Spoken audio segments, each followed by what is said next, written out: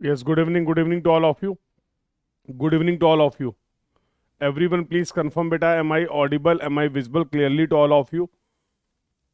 एक बार सभी लोग कंफर्म कर देंगे ऑडियो वीडियो क्लियर है. ऑडियो वीडियो क्लियर है.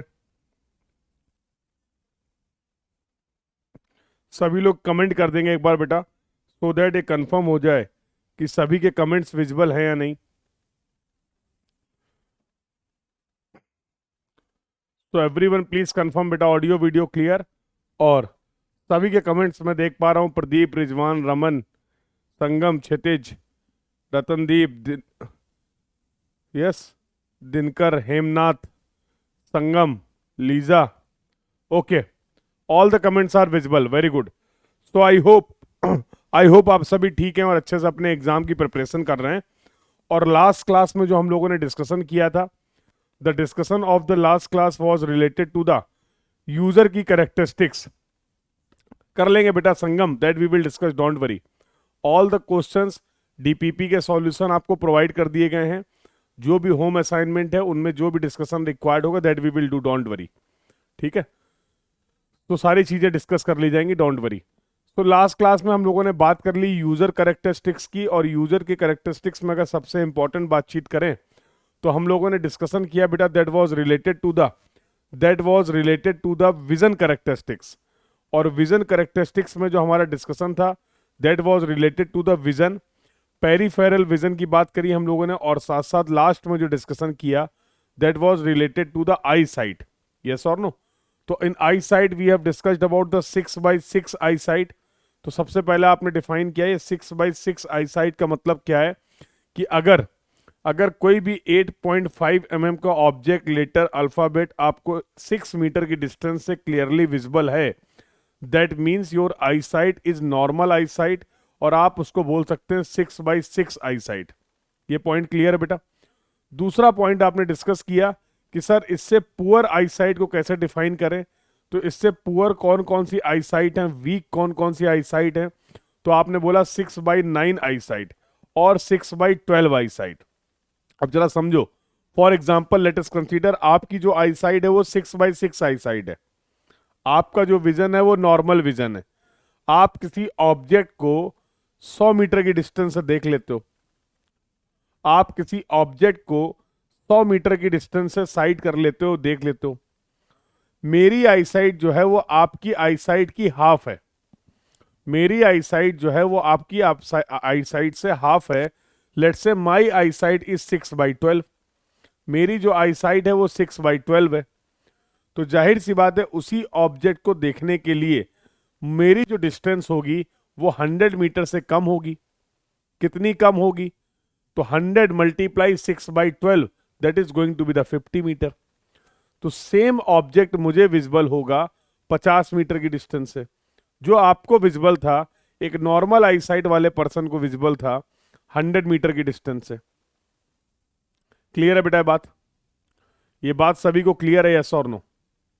ये बात सभी को क्लियर है, यस और नो? तो ये लास्ट क्लास तक का डिस्कशन था. अब अगर मेरी जिद है, मेरी जिद क्या है कि मेरी आई साइट तो आपसे हाफ है, कोई बात नहीं, मेरी आई साइट तो आपसे हाफ है, बट मुझे भी उस ऑब्जेक्ट का को 100 मीटर से ही देखना है. मुझे भी उस ऑब्जेक्ट को 100 मीटर से ही देखना है. तो आपको नहीं लगता है इस जिद को पूरा करने के लिए मुझे फॉन्ट साइज को इंक्रीज करना पड़ेगा?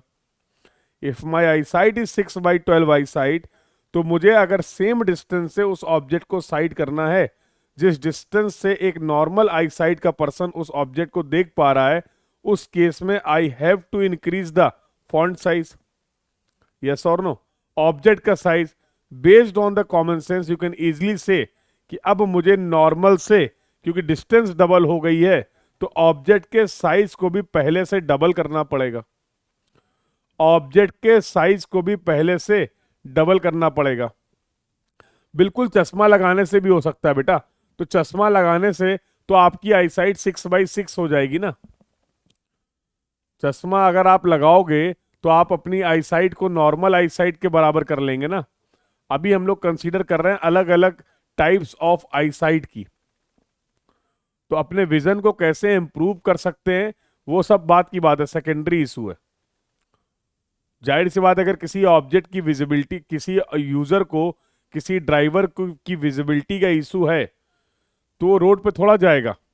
और अगर ऐसा यूजर आपका रोड पर मूव कर रहा है जिसको प्रॉपर विजन कैरेक्टरिस्टिक्स नहीं है, तो that will create the unsafety for all other users also. Yes और नो? तो मेक श्योर कि जब कभी भी कोई भी यूजर हमारे रोड पे है तो उसकी आईसाइट जो हो वो फिट हो। तभी तो हमने बाकी कैरेक्टरिस्टिक्स की बात नहीं करी, हमें उसकी पर्सनल लाइफ से मतलब नहीं है, समझ रहे हो?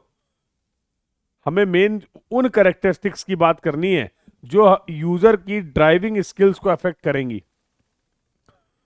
अब होता क्या है, साइकोलॉजिकल और मेंटल कंडीशंस की बात करें। अब ड्राइवर रोड पे गाड़ी तो चला रहा है लेकिन उसका दिमाग कहीं और है, उसका कहीं दिमाग कहीं और है, कुछ डिस्कशन उसके दिमाग में चल रहा है। यस और नो? तो उस केस में क्या होगा, ये जो कैरेक्टरिस्टिक्स आपकी मेंटल कैरेक्टरिस्टिक्स है, जो मानसिक हालात हैं, ये यूजर के रिएक्शन टाइम को अफेक्ट करेंगे। यस और नो? अरे जब आप 100% मेंटली प्रेजेंट ही नहीं है रोड पे, आप ड्राइव कर रहे हैं, आपका ध्यान कहीं और है, अचानक से कोई ऑब्जेक्ट आएगा, reaction time will be affected, reaction time will be affected. Yes और no? So yes, we were interested to know about the mental characteristics of the driver, we were interested to know about the psychological conditions of the driver, but in detail we have discussed about, detail में बेटा जो हम लोगों ने बातचीत की वो vision के बारे में बातचीत की। तो इससे रिलेटेड मैंने क्वेश्चंस भी कराए थे, आई होप वो क्वेश्चंस भी सभी को क्लियर हैं। एक क्वेश्चन करोगे, एक क्वेश्चन और ट्राई करोगे, बोलो एक क्वेश्चन और ट्राई करोगे? वैसे मैंने सोचा था कि ये क्वेश्चन आप लोग खुद से ट्राई करिए, बट चाहो तो ये क्लास में भी कर सकते हैं, चाहो तो ये क्वेश्चन हम लोग क्लास में भी डिस्कस कर सकते हैं। बेटा साइन के लिए we have another code, sign के स्पेसिफिकेशन आपको मिलेंगी, आईआरसी का एक कोड हमारे पास अवेलेबल है।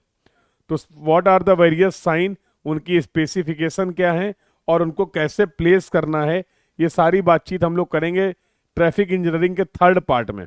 तो अभी पहला पार्ट पढ़ लें traffic characteristics, then we will discuss about the traffic studies, और अगला जो हमारा डिस्कशन होगा that was related to the traffic sign.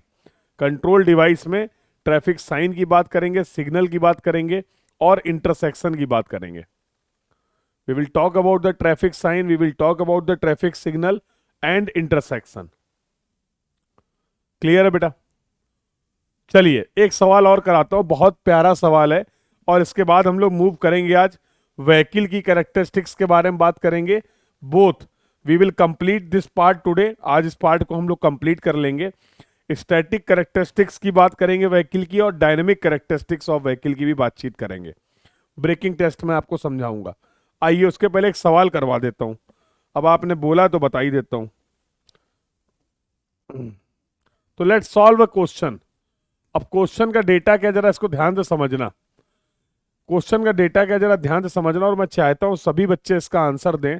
आपको टाइम लगेगा 2 मिनट 3 मिनट, जो भी टाइम लगेगा मैं आपको प्रोवाइड करूंगा। मैं क्वेश्चन को एक्सप्लेन भी कर दे रहा हूं, और एक क्वेश्चन आपका आया हुआ गेट में, ये गेट का क्वेश्चन है। तो this question they have asked in the GATE exam in 2 mark, 2 mark का प्रॉब्लम है, बहुत ही बेहतरीन सवाल है। सवाल कुछ ऐसा है, कह रहा है एक रोड है, एक रोड है, उस रोड पे मान लीजिए आगे कुछ कंस्ट्रक्शन एक्टिविटी चल रही, कुछ भी है, ठीक है, या आपने रोड की जियोमेट्री को चेंज कर दिया है, यहां पर विड्थ ज्यादा है फॉर एग्जांपल, और यहां पर आपने विड्थ को रिड्यूस कर दिया है। अब एक 2 लेन की रोड थी, उसको आपने आगे सिंगल लेन कर दिया है, तो जाहिर सी बात है there is the change in the geometry of the road. इस रोड की जियोमेट्री को आपने चेंज कर दिया, यस और नो? सवाल ये बोल रहा है कि इस रोड पे जब कभी भी कोई भी यूजर मूव करता है, तो मान लो ये आपके ये कोई एक जोन है, let's say this is the zone Y, that let's say this is the start of the zone Y. हम ये चाहते हैं कि जब हमारा यूजर इस रोड पे एंटर करे तो उसकी जो स्पीड हो वो 30 kmph हो। हम ये चाहते हैं कि हमारा जो यूजर है वो जब इस रोड पे एंट्री करे, इस जोन वाई पे एंटर करे, तो speed should not be greater than 30 kmph। ऐसा हम चाहते हैं, ऐसा हम चाहते हैं। जाहिर सी बात है जब हमारा यूजर यहां पर मूव कर रहा होगा तो उसकी स्पीड ज्यादा रही होगी।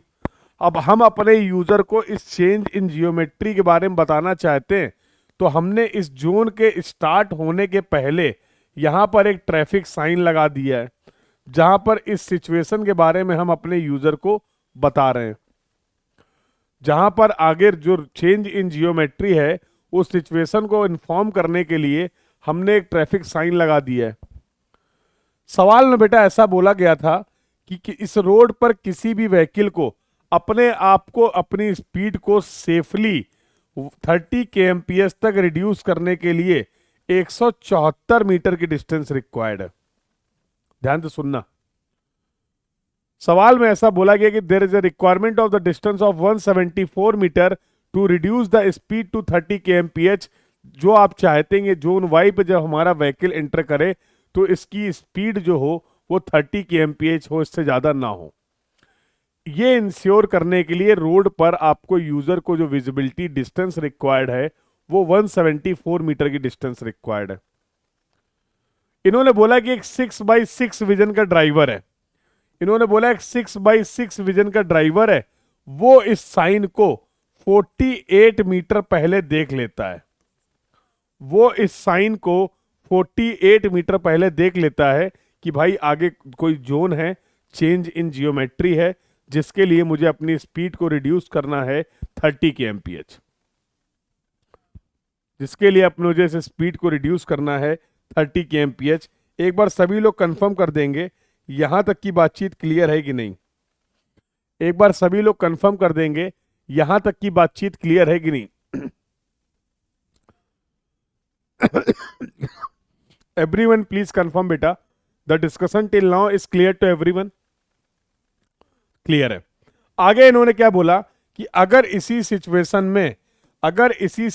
में एक 6x9 विजन का ड्राइवर आता है, एक 6x9 विजन का ड्राइवर आता है, तो मान लो ये डिस्टेंस x है। x is the distance between the starting of the zone and the sign post. तो इस 6x9 विजन वाले ड्राइवर के लिए मिनिमम वैल्यू ऑफ x क्या होगी, मिनिमम वैल्यू ऑफ x क्या होगी for this 6x9 vision driver, this is the question. ताकि ये 6x9 विजन का ड्राइवर भी है वो सेफ रहे, ताकि ये 6x9 विजन का ड्राइवर भी अपनी स्पीड को रिड्यूस कर पाए 30 kmph पे, उसके लिए x की वैल्यू क्या हो सकती है। सवाल क्लियर हुआ? क्या पूछा गया है ये क्लियर हुआ? बोलो बेटा, the question is clear, yes और no? Question is clear, yes और नो? और ये प्रीवियस ईयर क्वेश्चन है, ये क्वेश्चन मैं आपसे चाहता था कि आप लोग सॉल्व करें, but to extend the discussion, जो हम लोगों ने विजन की बातचीत की, इसको और अच्छे से समझने के लिए I have taken this question in the class, I have taken this question in the class. So question में पूछा गया है कि अगर एक 6x9 वाला ड्राइवर भी अपनी स्पीड को सेफली 30 kmph तक रिड्यूस कर पाए तो उसके लिए साइन पोस्ट की पोजीशन क्या होनी चाहिए from the start of the zone Y, from the start of the zone Y कितना पहले साइन पोस्ट को लगाएं ताकि ये भी सेफ रहे, ताकि ये यूजर भी सेफ रहे। और अगर किसी पॉइंट पे कोई कंफ्यूजन आ रहा है तो आप बिल्कुल पूछ सकते हैं, मैं एक्सप्लेन कर दूंगा दोबारा से, कोई प्रॉब्लम नहीं है। वेरी गुड, तो I can see the answer 84, 102, 142, very good, I can see the answer. Everyone try to solve. बहुत ही बेसिक क्वेश्चन है, कोई फॉर्मूला नहीं लगना, कॉमन सेंस का सवाल है, 2 नंबर में सवाल पूछा गया है।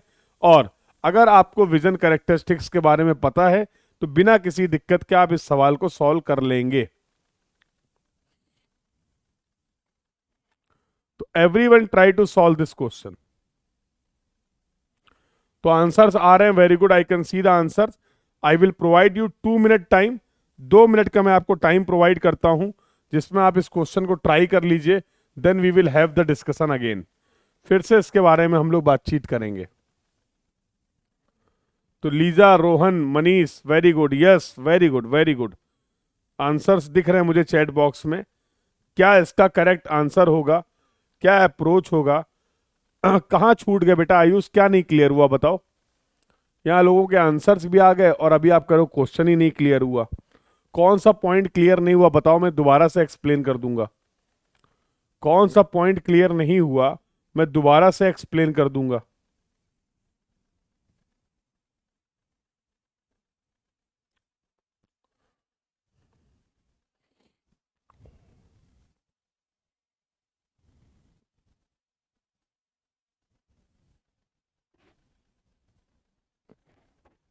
वेरी गुड, तो मुकेश का आंसर आ गया, रेजुल का आंसर आ गया, क्षितिज का आंसर आ गया।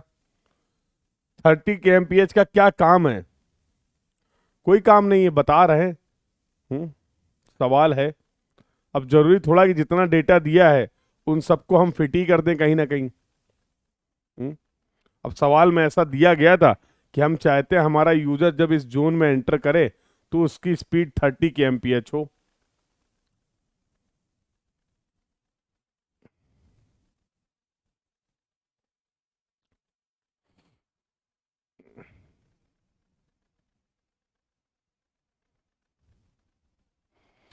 तो should I start the explanation? बेटा एक्सप्लेनेशन ट्राई स्टार्ट किया जाए।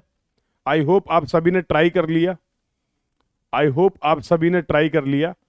डोंट वरी, अभी मैं जब आपको एक्सप्लेनेशन इसका सॉल्यूशन प्रोवाइड करूंगा एक बार फिर से क्वेश्चन बता दूंगा for those who are unable to understand the question, जो अभी क्वेश्चन नहीं समझ पाए।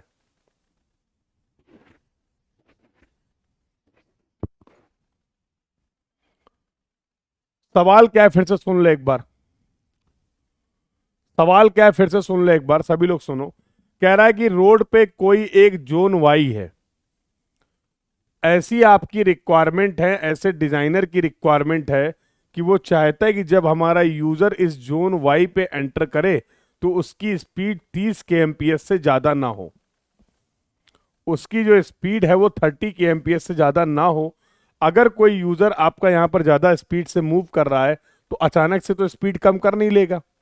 मान लो तुम यहाँ पर 60 kmph से 70 kmph से मूव कर रहे थे और अचानक से आपको बोला जाए कि आप अपनी स्पीड को 30 kmph कर लीजिए, तो ये तो आपके लिए अनसेफ हो जाएगा। यस और नो? भाई हम जिस भी स्पीड से मूव कर रहे हैं, अगर हमें अपनी स्पीड को रिड्यूस करना है तो हमें कुछ डिस्टेंस की जरूरत होगी। हम ग्रेजुअली अपनी स्पीड को रिड्यूस करेंगे, सडनली तो रिड्यूस नहीं करेंगे ना कि सीधे 60 से अगले ही सेकंड 30 पे आ गए, ऐसा तो नहीं करेंगे ना। तो ऐसा सवाल में भी बोला गया कि किसी भी यूजर को इस रोड पर अपनी स्पीड को 30 kmph तक लाने के लिए जो डिस्टेंस लगती है वो 174 मीटर की रिक्वायरमेंट है। 174 मीटर डिस्टेंस रिक्वायर्ड है। इस डिस्टेंस में कोई भी यूजर सेफली अपनी स्पीड को रिड्यूस कर सकता है 30 kmph तक। तो एक जनरल आपको इस रोड के लिए बता दिया गया। फिर सवाल में बोला गया कि अगर इस रोड पे एक 6x6 विजन का ड्राइवर आता है तो जो ये इंफॉर्मेशन देने के लिए आपने साइन पोस्ट लगा रखा है वो इस साइन पोस्ट को 48 मीटर पहले देख लेता है। तो पहले तुम मुझे ये बता दो, ये 6x6 ड्राइवर के लिए 6x6 ड्राइवर के लिए x की वैल्यू क्या होगी? तो भैया टोटल डिस्टेंस रिक्वायर्ड थी 174, उसमें से 48 मीटर पहले इन्होंने साइन को देखा, तो जितना भी आ जाएगा that is going to be the required value for the user 6x6। बोलो 6x6 अगर सेफ रहना चाहता है तो करके देख लो भाई, कैलकुलेशन देख लो, 174 माइनस 48, तो कम से कम 126 मीटर पहले ये साइन लगाइए ताकि ये यूजर अपने आप को सेफली रिड्यूस कर पाए। यस और नो? बट ये नहीं पूछा गया। उन्होंने पूछा है ये है कि अगर इसी रोड पे एक 6x9 विजन का ड्राइवर आता है, अगर इसी रोड पे एक 6x9 विजन का ड्राइवर आता है तो उसके लिए एक्स की वैल्यू क्या होनी चाहिए ताकि वो भी सेफली अपने स्पीड को 30 kmph तक रिड्यूस कर पाए।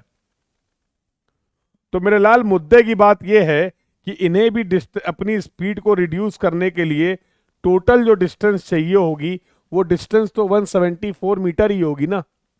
ये तो सवाल में बता ही रखा गया था कि किसी भी यूजर को अपनी स्पीड को स्लो डाउन करने के लिए अपनी स्पीड को 30 kmph तक लाने के लिए जो डिस्टेंस की रिक्वायरमेंट है वो 174 मीटर है, तो इनको भी 174 मीटर चाहिए।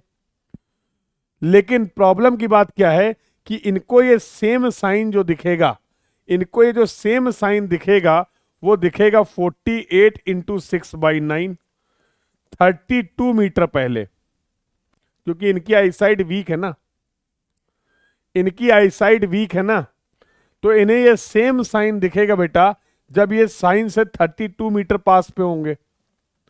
और अगर सेफ रहने के लिए 174 मीटर डिस्टेंस रिक्वायर्ड है, ये डिस्टेंस आपने कैलकुलेट करी 32 मीटर, तो what should be the x, तो x is going to be 174 minus 32, 142 metre.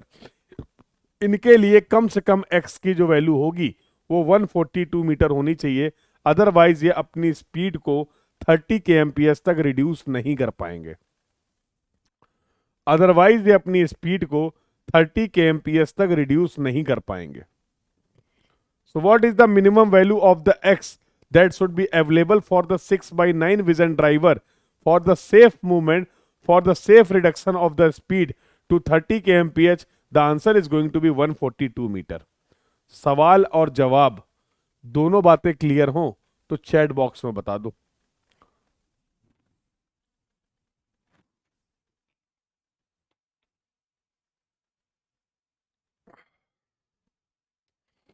और अभी भी अगर किसी को कोई डाउट हो, कोई क्वेरी हो इस क्वेश्चन में, तो you can ask your doubt, you can ask your query. If anyone having any doubt, any query till now, so I think the vision characteristics, the concept of the vision, the concept of the peripheral vision, and the concept of the eyesight now is clear to everyone. और देख रहे हो किसी basic concept को use करके gate वालों ने कितना प्यारा सा सवाल बना दिया, कि प्यारा सा ही सवाल बना दिया। अब इसमें होता क्या है, अब बहुतों को तो सवाल समझ ही में नहीं आया, कह रहे हैं सर ये हाईवे के कौन से टॉपिक से सवाल आ गया है। सर ये, अरे भैया हाईवे नहीं है, ये तो बेसिक एप्टीट्यूड का सवाल है। अब वो सवाल अलग बात है कि आपको हाईवे के एग्जाम्पल लेके सेट कर दिया गया, यस और नो। कह रहे एक टॉफी 1 रुपए की मिलती है तो 5 टॉफी कितने की मिलेंगी है? कह रहे मेरे पास 10 टॉफी थी, 5 टॉफी कोई मुझसे ले गया, तो अब मेरे पास कितनी टॉफी बची, और मुझे अगर दोबारा से 10 टॉफी करनी है तो अब मुझे कितने रुपए और चाहिए होंगे। अरे क्या कर रहे हो ये है? सवाल तो ऐसे ही कुछ है ना कि भाई एक टॉफी 1 रुपए की मिलती है, एक टॉफी 1 रुपए की मिलती है, मेरे पास 10 टॉफी थी, कोई मुझसे 5 टॉफी ले गया, अब मैं चाहता हूं फिर से मेरे पास 10 टॉफी हो जाए, तो मुझे कितने रुपए की जरूरत है। वाह भाई वाह। तो और क्या चल रहा है इसमें,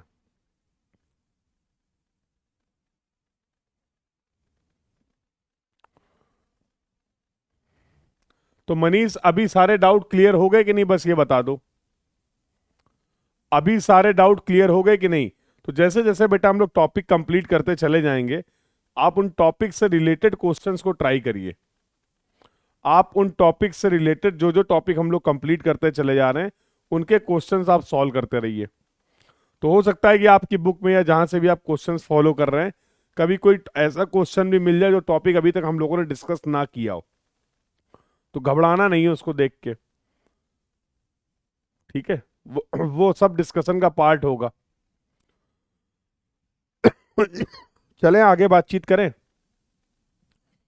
चलें आगे बातचीत करें। तो if you have some basic understanding about the vision और द आईसाइट, अगर आपको आईसाइट का कंसेप्ट पता है तो इस सवाल को केवल 30 सेकंड में आप सॉल्व कर सकते थे, और इसके लिए आपको मिलेंगे 2 number. For that you will get 2 mark, for that you will get 2 mark. चलिए तो आगे बातचीत करते हैं, लेट्स मूव फर्दर, आगे बातचीत करते हैं बेटा, लेट्स मूव फर्दर, ठीक है।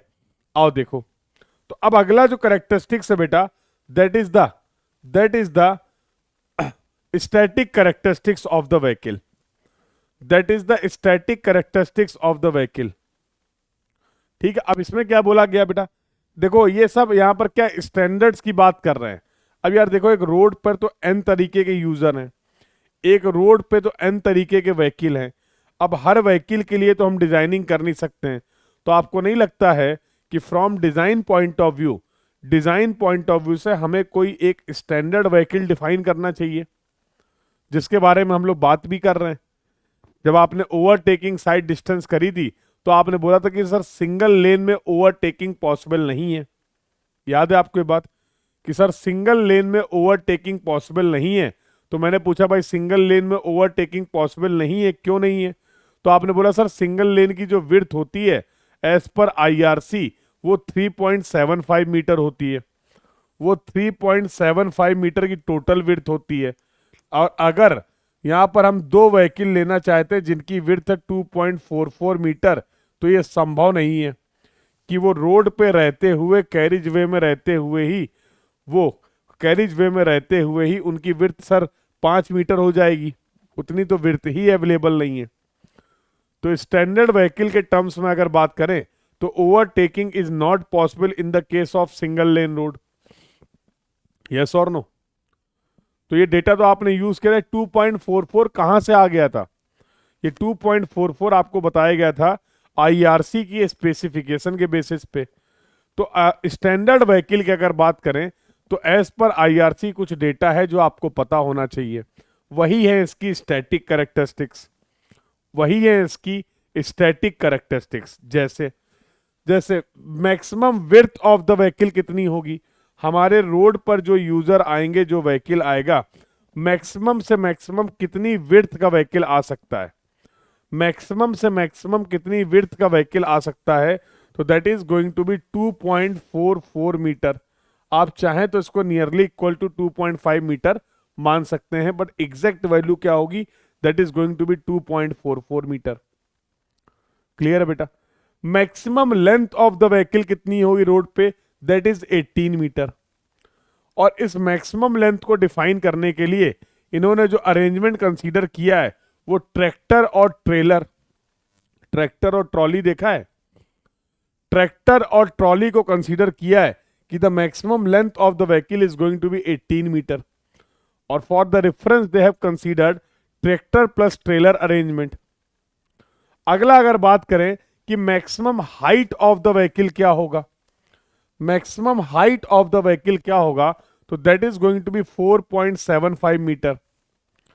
तो इसके लिए रेफरेंस लिया गया डबल डेकर बस। तो दो छत वाली बस होती है ना, ये देखो यहां पे भी लोग बैठे, यहां पे भी बैठे। तो the maximum height they have considered with reference to the double decker bus, and that maximum height is going to be 4.75 meter. That is going to be 4.75 meter. Maximum weight जो होगा हमारे व्हीकल पे वो 52.2 ton होगा। Maximum weight जो होगा हमारे vehicle पे वो 52.2 टन होगा। अब इसका अरेंजमेंट भी दिया है। जैसे अभी आपने बोला ट्रैक्टर प्लस ट्रेलर, तो मान लो ये तो ट्रैक्टर है, और ये इसकी ट्रॉली है। ये ट्रैक्टर और ट्रॉली दोनों बना दिए, ठीक है। तो अब भैया ट्रैक्टर के भी दो एक्सल, एक फ्रंट एक्सल, एक रेयर एक्सल। अब यहां पर जरा समझना ध्यान से बेटा, अलग अलग एक्सल कॉन्फ़िगरेशन की बात कर रहे हैं हम लोग। यहां पर हम लोग अलग अलग एक्सल कॉन्फ़िगरेशन की बात कर रहे हैं। तो ट्रैक्टर के आगे वाले एक्सल में दोनों तरफ एक एक पहिया लगा हुआ है, दिख रहा है? बोलो। ट्रैक्टर के आगे वाले एक्सल में, फ्रंट एक्सल में दोनों तरफ एक एक व्हील लगा हुआ है।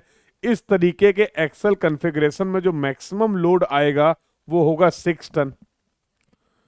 अगर एक एक्सल में दोनों साइड एक एक व्हील लगा हुआ है तो जो मैक्सिमम लोड होगा इस एक्सल पे वो होगा 6 ton. That is going to be 6 ton. Clear है बेटा? बोलो।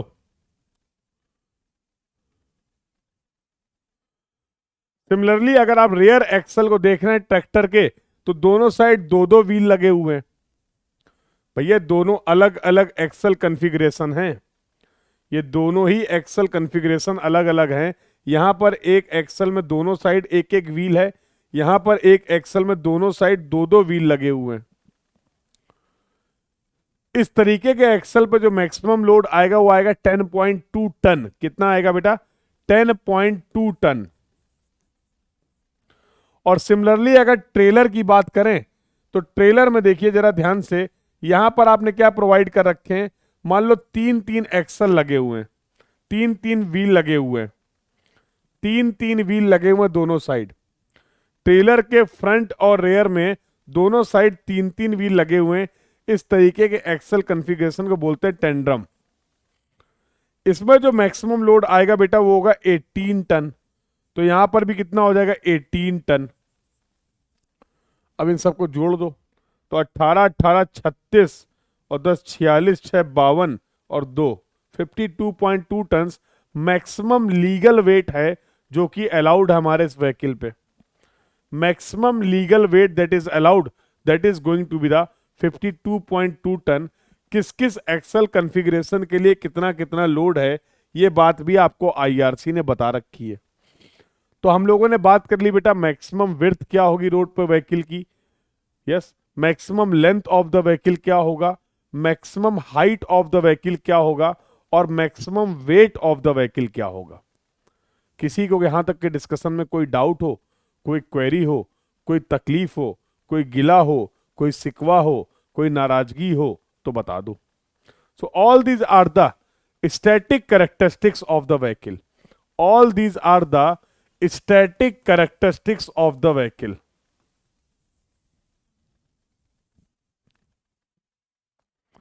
All these are the static characteristics of the vehicle.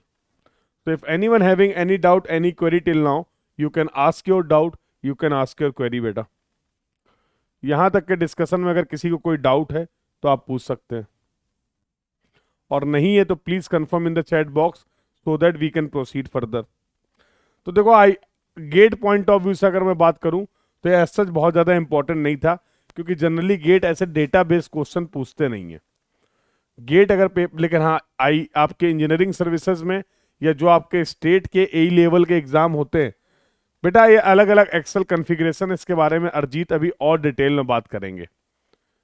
Maximum legal weight of the vehicle, maximum legal weight of the vehicle Sangam. तो कौन कौन से एक्सेल कॉन्फ़िगरेशन होते हैं इनके बारे में भी और भी हमारा डिस्कशन होगा, ठीक है। तो मैं आपको ये बता रहा था कि इस पर्टिकुलर टॉपिक से जो आपके इंजीनियरिंग सर्विसेज के कुछ एग्जाम हैं या जो आपके स्टेट एई के एग्जाम होते हैं वहां पर आपको सवाल देखने को मिलते हैं। गेट पॉइंट ऑफ व्यू से सच बहुत ज्यादा इंपॉर्टेंट नहीं था, फिर भी हम लोगों ने डिटेल में बातचीत कर ली है। तो सर व्हीकल कैरेक्टरिस्टिक्स की अगर बात करें तो गेट पॉइंट ऑफ व्यू से, गेट पॉइंट ऑफ व्यू से सर एक्सल को कहते हैं या वर्टिकल को? ये क्या पूछ लिया तुमने, ये क्या पूछ लिया?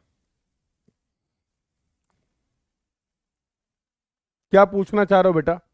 नहीं मंसारी, क्या पूछना चाह रहे हो? एक्सल, सर एक्सल को कहते हैं या वर्टिकल को? एक्सल को कहते हैं या वर्टिकल को, क्या पूछना चाह रहे हो?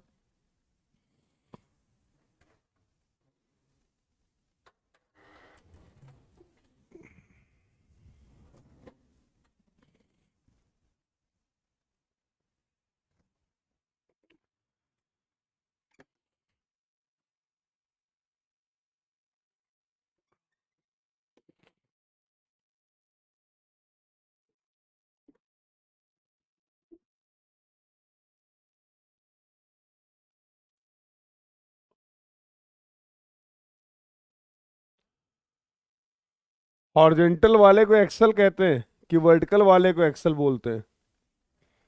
ये हॉरिजॉन्टल वर्टिकल कहां से आ गया? ये हॉरिजॉन्टल वर्टिकल कहां से आ गया?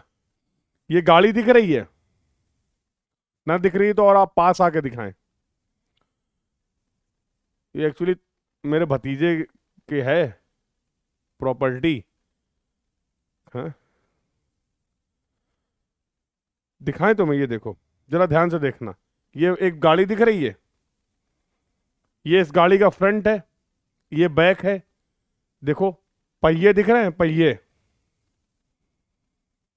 दिख रहे हैं, पहिए दिख रहे हैं, बोलो भाई। अब अभी अभी यही अवेलेबल है, दिख रहे हैं।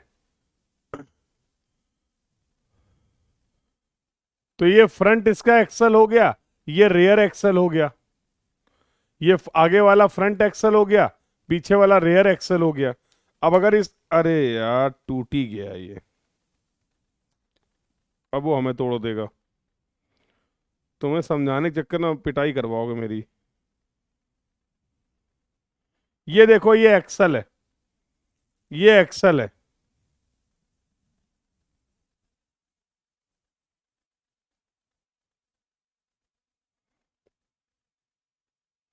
दिख गया, ये एक्सल है। दोनों तरफ एक एक व्हील है, दोनों तरफ एक एक व्हील है।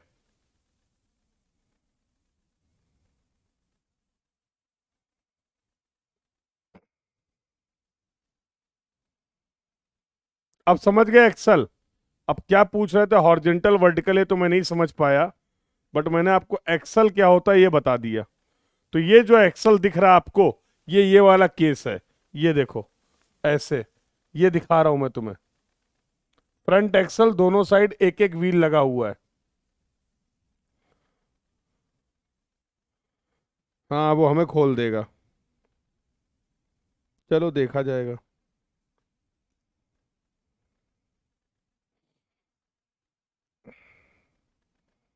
सब्जेक्ट है मेरा ट्रांसपोर्टेशन इंजीनियरिंग, तो उसकी और मेरी अलग लेवल पे लड़ाई चलती है। तो अभी तो है नहीं यहाँ पे, नहीं तो उसके जितने भी इस तरीके की कार, उसको कार का बड़ा शौक है। हाँ? अब उसको उसकी कार होती, मैं एग्जाम्पल के लिए ले लेता हूँ और ऐसे ही तोड़ देता हूँ, फिर होती लड़ाई। तो जनरली जब वो यहाँ आता है घर, तो अपनी सारी कार छुपा के रखता है मुझसे। और स्पेशली अगर उसे पता है क्लास चल रही है, तब तो पैक कर लेगा, तब तो पैक करके रखता है फिर। हम्म,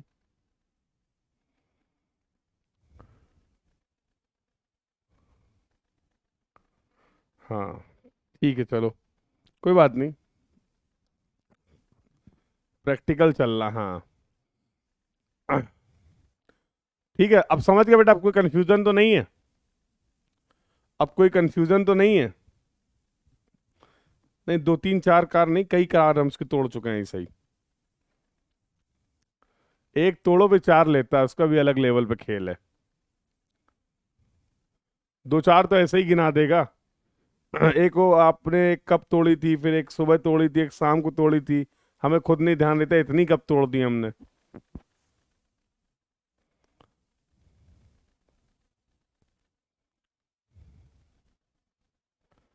ठीक है चलिए फिर आगे बातचीत करते हैं। Anyway now I think the axle and the axle configuration is clear to everyone.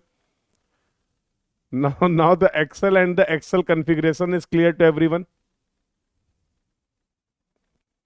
चलें बेटा आगे बातचीत करें, आगे बातचीत करें। अरे सब दिख रही, सब चैट विजिबल मेरे भाई, सब चैट विजिबल है तुम्हारी।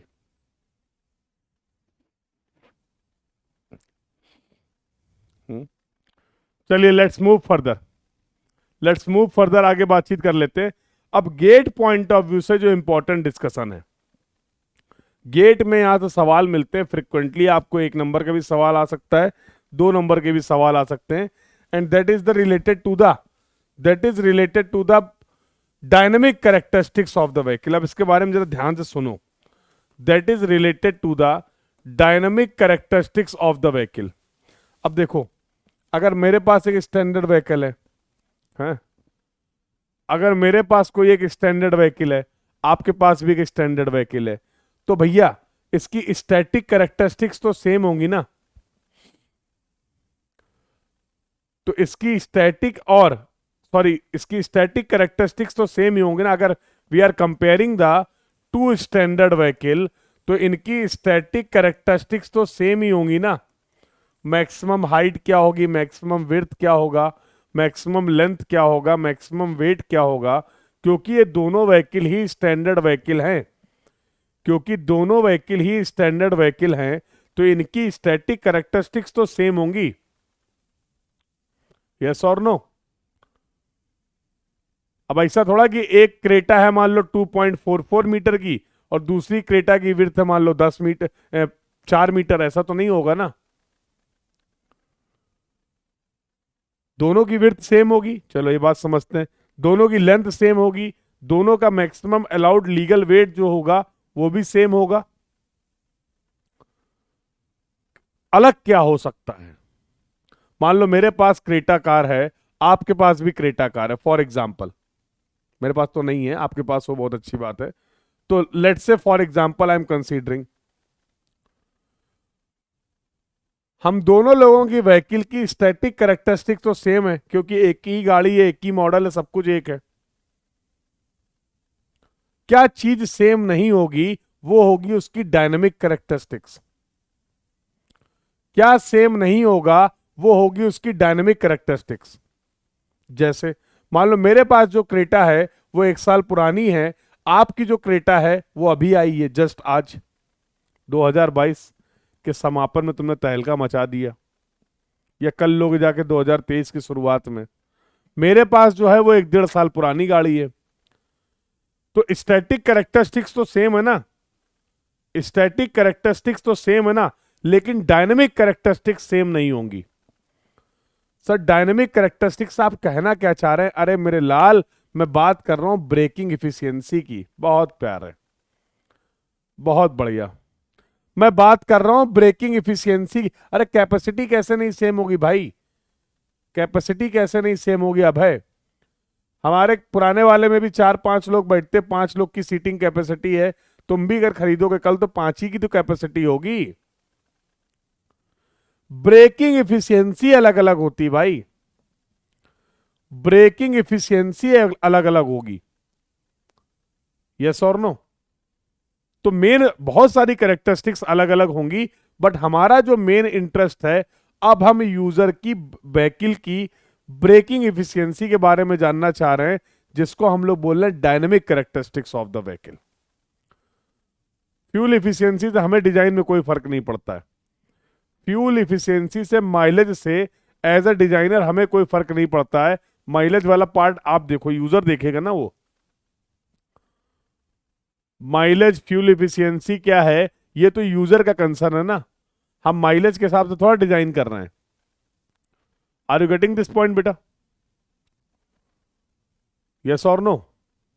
अब तुम डीजल कार लोगे, पेट्रोल कार लोगे, तुम इलेक्ट्रिक व्हीकल लोगे, उससे हमें क्या मतलब एज अ डिजाइनर? यस। तो मेन जो डिस्कशन है हमारा, अब हम बात करना चाह रहे हैं ब्रेकिंग इफिशियंसी की। अब थोड़ा और समझो। मान लो तुम नई नई गाड़ी लाए, नई नई गाड़ी लाए, सब एकदम बढ़िया है। तुमने ब्रेक लगाने के लिए, गाड़ी को रोकने के लिए ब्रेक को अप्लाई किया, एकदम से गाड़ी खड़ी हो गई स्मूथली, आराम से तुरंत ब्रेक लग गया, आप कंफर्टेबल रुक भी गए। यस और नो? क्योंकि गाड़ी तुम्हारी नई है, ब्रेक्स अभी नए हैं, टायर पूरी तरीके से अभी प्रॉपर ग्रिप है उनमें, तो जितना फ्रिक्शन चाहिए था वो मैक्सिमम फ्रिक्शन आपने मोबिलाइज कर लिया। मैक्सिमम फ्रिक्शन अवेलेबल था, उस मैक्सिमम अवेलेबल फ्रिक्शन को आपने यूज कर लिया। आपने यूज कर लिया मतलब आपके व्हीकल ने ब्रेक की हेल्प से यूज कर लिया, आपके टायर ने यूज कर लिया, आप इजीली रुक गए। अगर हमारे ब्रेक्स वीक हो गए, अगर हमारे ब्रेक्स वीक हो गए तो दिक्कत क्या आती है? तो बेटा अगर हमारे ब्रेक्स वीक हो गए हैं तो ब्रेक लगाने के बाद हम उतना जल्दी नहीं रुकते हैं, कुछ और डिस्टेंस कवर करते हैं फिर रुक पाते हैं। क्यों? क्योंकि टायर वार्न आउट हो गए थे, ब्रेकिंग इफिशियंसी कम थी, तो जितना भी अवेलेबल फ्रिक्शन था हम उस पूरे फ्रिक्शन को यूज नहीं कर पाए।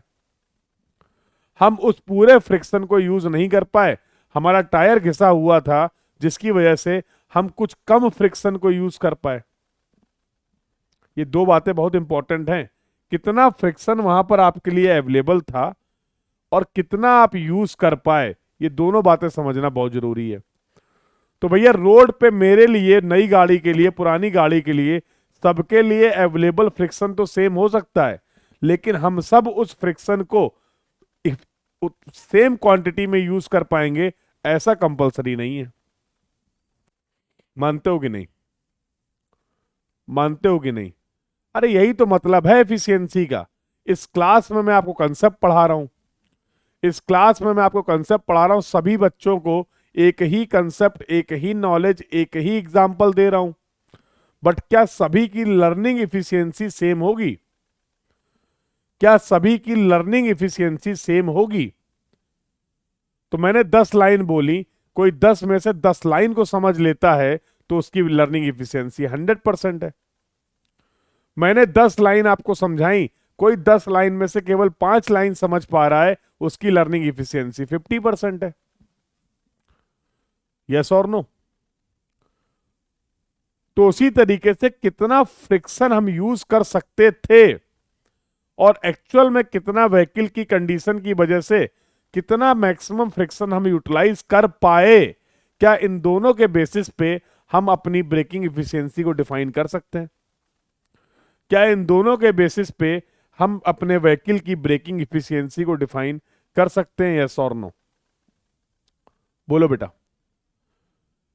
क्या इस तरीके से हम अपने व्हीकल की ब्रेकिंग इफिशियंसी को डिफाइन कर सकते हैं? यस और नो? बस यही खेल है, यही खेल है। और भैया किसी भी व्हीकल की ब्रेकिंग इफिशियंसी को जानने के लिए हमें करना पड़ेगा एक प्यारा सा टेस्ट, हमें करना पड़ेगा एक प्यारा सा टेस्ट, और जिसको बेटा हम लोग बोलते हैं ब्रेकिंग टेस्ट। अब ये ब्रेकिंग टेस्ट क्या है?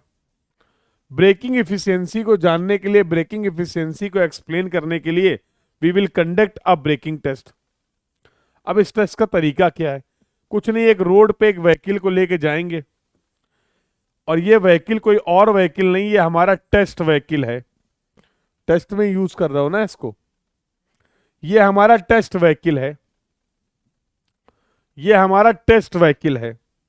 मान लो टायर और पेवमेंट के बीच में जो फ्रिक्शन अवेलेबल था that is F, longitudinal friction coefficient, याद ही होगा तुम्हें लॉन्गिट्यूडनल फ्रिक्शन कॉफिशिएंट। तो स्टैंडर्ड कंडीशन में जो आपके लिए डिफाइन किया गया था longitudinal friction coefficient, let's say that is F. इतना आप यूज कर सकते हैं। जरूरी है कि पूरा ही यूटिलाइज कर लेंगे, पूरा ही मोबिलाइज कर लेंगे? नहीं, वो डिपेंड करेगा इस टेस्ट व्हीकल की कंडीशन पे, वो डिपेंड करेगा इस टेस्ट व्हीकल की कंडीशन पे।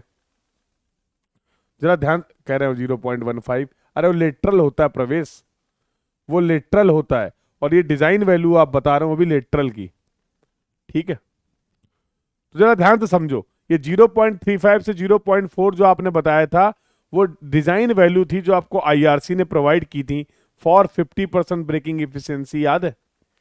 For 50% braking efficiency. तो मैं अभी वैल्यू पे नहीं जा रहा हूं, मैंने बोला ये लॉन्गिट्यूडनल फ्रिक्शन कॉफिशिएंट है जो आप यूटिलाइज कर सकते हैं अपने व्हीकल को स्टॉप करने के लिए जो आप यूटिलाइज कर सकते हैं अपने व्हीकल को स्टॉप करने के लिए। ये बात क्लियर है बेटा? ये बात क्लियर है?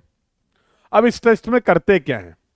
इस टेस्ट में कुछ नहीं करते, ये व्हीकल लेके गए, मान लो ये व्हीकल 20 स्पीड से मूव कर रहा है, मान लो ये व्हीकल मस्त क्या कर रहा है, 20 स्पीड से मूव कर रहा है, ये व्हीकल क्या कर रहा है, 20 स्पीड से मूव कर रहा है, और हम इसको टेस्ट के लिए यूज कर रहे हैं।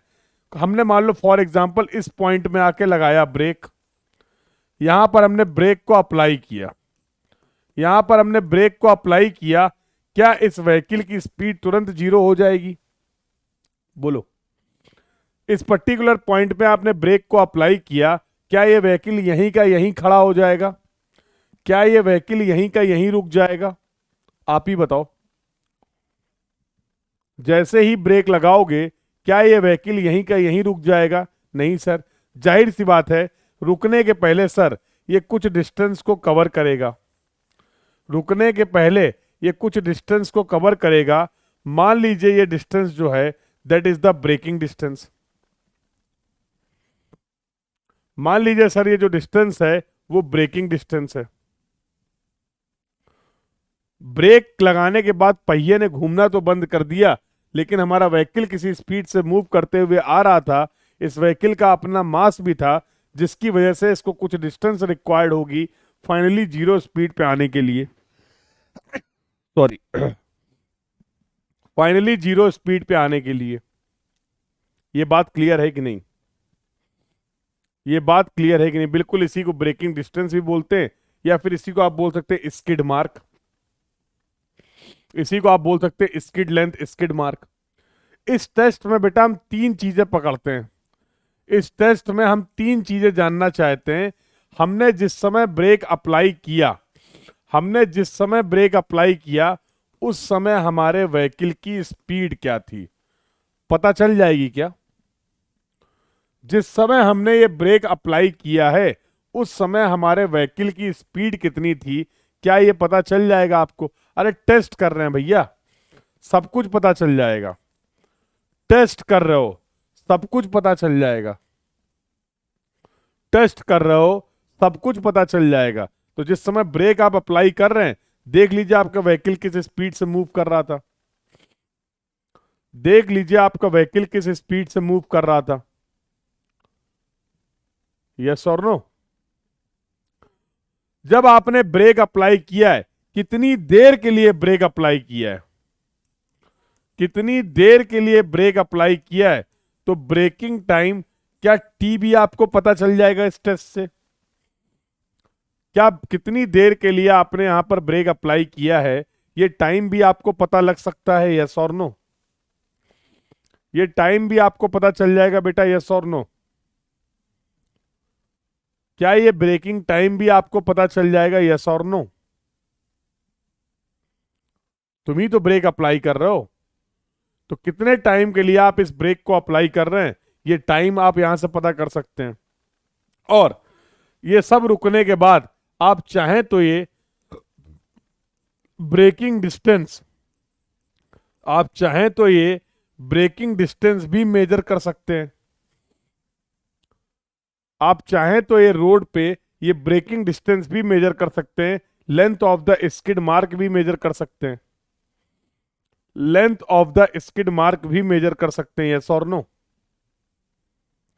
Length of the skid mark भी मेजर कर सकते हैं इन तीन पैरामीटर में। अरे भैया वो अब है, वो ब्रेकिंग टाइम नहीं है, वो है तुम्हारे ड्राइवर का रिएक्शन टाइम। मत करो बेटा ऐसे। इतने डिटेल्ड वे में अगर चीजों को बताने के बाद भी इस तरीके का अगर आप रिस्पॉन्स देंगे तो फिर दिल बैठ जाएगा, फिर रो दूंगा मैं लाइव क्लास में, और उसके जिम्मेदार सिर्फ और सिर्फ तुम होगे। एज पर आईआरसी जो T is equal to 2.5 second होता है, वो reaction time of the driver होता है मेरे लाल, ब्रेकिंग टाइम तो नहीं होता है ना। तो बिल्कुल कंसंट्रेशन का लेवल बिल्कुल मैक्सिमम रखिए जितनी देर भी आप क्लास अटेंड कर रहे हैं। अदरवाइज फिर ऐसे छोटी छोटी चीजें अगर आप मिस करोगे तो फिर बड़ी दिक्कत हो जाएगी। दैट पूरा पूरा कहानी बताई थी तुम्हें रिएक्शन टाइम की, कि तुमने कुछ देखा, तुम्हारे नाम का भी एग्जाम्पल था, सब कुछ बताया था। बताओ ऐसे भूलोगे? हाँ?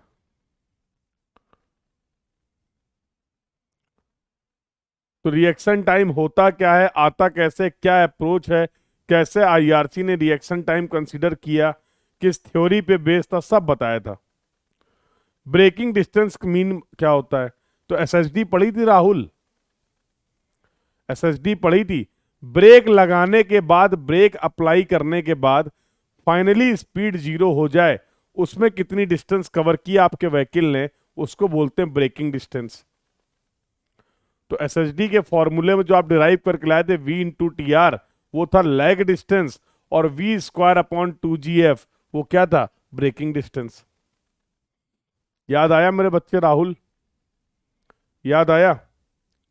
तो चेंज इन काइनेटिक एनर्जी, इन दोनों पॉइंट के बीच में change in kinetic energy is equal to work done कर दीजिए, आपको फॉर्मूला मिल जाएगा एलबी का, v square upon 2gf। Sir आप क्यों नहीं कर रहे हैं? हम ऑलरेडी कर चुके हैं। तो जब हम लोगों ने एसएसडी की बात करी थी, तो एसएसडी में लैग डिस्टेंस को भी कैलकुलेट किया था और ब्रेकिंग डिस्टेंस को भी कैलकुलेट किया था। तो ये ब्रेकिंग डिस्टेंस कैसे निकलती है हमें ये पता है, और जिन्होंने सारी क्लासेस फॉलो की हैं उन्हें भी पता है। एक बार हमें भी बता दो जरा, बाकी लोग कंफर्म कर दो, पता है कैसे निकलती है, how we can calculate this braking distance. सभी स्टूडेंट्स को पता है how we can derive this, V L B is equal to we square upon 2GF, L B is equal to we square upon 2GF। कैसे आया था ये point सभी को क्लियर है, यस और नो? अरे भाई कंफर्म करो, बाकी लोग कहाँ रह गए? क्लियर है ना भाई? बहुत बढ़िया। तो बहुत सिस्टमेटिक वे में सारी क्लासेस को फॉलो करिए और सारी चीजें कनेक्टेड हैं। ये सब कुछ मैंने आपको बताया था, अगर आपको ध्यान हो, जब हम लोगों ने डिस्कशन स्टार्ट किया था geometric design of the road, याद है? और जियोमेट्रिक डिजाइन ऑफ रोड में पहला ही टॉपिक हम लोगों ने पढ़ा था factors affecting the geometric design of road. तो आपने बोला था कि रोड की जियोमेट्री को अफेक्ट करने वाले कौन कौन से फैक्टर होते हैं, तो आपने बोला था सर ट्रैफिक की कैरेक्टरिस्टिक्स, आपने बोला था यूजर की कैरेक्टरिस्टिक्स, आपने बोला था ट्रैफिक की स्पीड, आपने बोला था ट्रैफिक का वॉल्यूम, याद आ रहा है? और मैंने आपको ये बोला था कि इन सब के बारे में डिटेल में पढ़ेंगे जब ट्रैफिक इंजीनियरिंग का पहला टॉपिक कवर कर रहे होंगे। तो यूजर कैरेक्टरिस्टिक्स क्या होती हैं, व्हीकल कैरेक्टरिस्टिक्स क्या होती हैं, आज उन्हीं की तो बात कर रहे हैं, आज उन्हीं की तो बात कर रहे हैं। दो तीन चीजों को आपने बहुत नॉर्मली रफली रफली देख लिया था, अब उसी के बारे में डिटेल डिस्कशन चल रहा है, अब उसी के बारे में डिटेल डिस्कशन चल रहा है। ठीक है, और ये भी मैंने आपसे कहा था कि जब वहां पर पढ़ेंगे तो मैं याद भी दिलाऊंगा आपको कि पहले इसके बारे में आपने कब सुना था या पढ़ा था। चलिए, तो भैया इस टेस्ट का मुद्दा क्या है? ये 3 पैरामीटर हैं जो इस टेस्ट से हम जानना चाहते हैं, ये 3 पैरामीटर हैं जो इस टेस्ट से हम जानना चाहते हैं। अब मुद्दे की बात यह है कि जरूरी नहीं है कि आप हमेशा टेस्ट करें और ये 3 के 3 पैरामीटर आप नोट कर पाए। जैसे फॉर एग्जाम्पल, आप जिस समय टेस्ट करने गए, आप जिस समय ये टेस्ट करने गए बेटा, उस दिन हो गई थी बारिश, उस दिन हो गई थी बारिश। जब आपने ब्रेक अप्लाई किया तो ब्रेक अप्लाई करने के बाद वहां पर कोई मार्क मिला ही नहीं आपको, वहां पर रोड में कोई स्किड मार्क मिला ही नहीं, तो फिर ये कैसे मेजर करोगे? तो फिर ये कैसे मेजर करोगे जब कोई स्किड मार्क ही नहीं है? तो ये ब्रेकिंग डिस्टेंस हम कैसे फील्ड पे मेजर कर पाएंगे? कैसे रोड पे हम इस ब्रेकिंग डिस्टेंस को मेजर कर पाएंगे? क्लियर है? लेकिन आपको इस टेस्ट से अगर कोई 2 पैरामीटर भी मिल जाएं, इनमें से अगर कोई भी 2 पैरामीटर भी मिल जाएं, तो ब्रेक लगाने के बाद आपने एक्चुअल में कितना फ्रिक्शन, आपने एक्चुअल में कितना फ्रिक्शन यूज किया है व्हीकल को स्टॉप कंडीशन में लाने के लिए, वो एफ डैश आप निकाल सकते हैं। इतना अवेलेबल था, इतना अवेलेबल था, इतना आप यूटिलाइज कर पाए व्हीकल की कैरेक्टरिस्टिक्स की वजह से, व्हीकल की सिचुएशन की वजह से। तो मैं नहीं लगता है मैं अपने व्हीकल की ब्रेकिंग एफिशिएंसी बता सकता हूं अब, तो मैं नहीं लगता है मैं अपने व्हीकल की ब्रेकिंग एफिशिएंसी अब बता सकता हूं। कितना यूटिलाइज कर पाए वो एफ डैश है, कितना अवेलेबल था वो एफ है, multiply by 100, multiply by 100. So this is going to be the braking efficiency of this test vehicle. इस टेस्ट व्हीकल की ब्रेकिंग एफिशिएंसी जो होगी वो क्या हम इस तरीके से डिफाइन कर सकते हैं? तो बस इनमें से कोई भी 2 पैरामीटर मिल जाए, हम इस एफ डैश को कैलकुलेट कर लेंगे। अगर हमें एफ पता है हम ब्रेकिंग एफिशिएंसी निकाल देंगे। तो आई होप आप सभी को पता होगा कि इफिशियंसी को हमेशा हम परसेंटेज में डिफाइन करते हैं, इफिशियंसी को हमेशा हम परसेंटेज में डिफाइन करते हैं। I hope this point is clear to everyone. कितना अवेलेबल था उसमें कितना यूटिलाइज कर पाए, 10 लाइन में से 5 लाइन समझ पाए हो तो इफिशियंसी क्या है, 10 लाइन में से 10 लाइन समझ गए हो तो इफिशियंसी क्या है। पॉइंट क्लियर हो गया, यस और नो?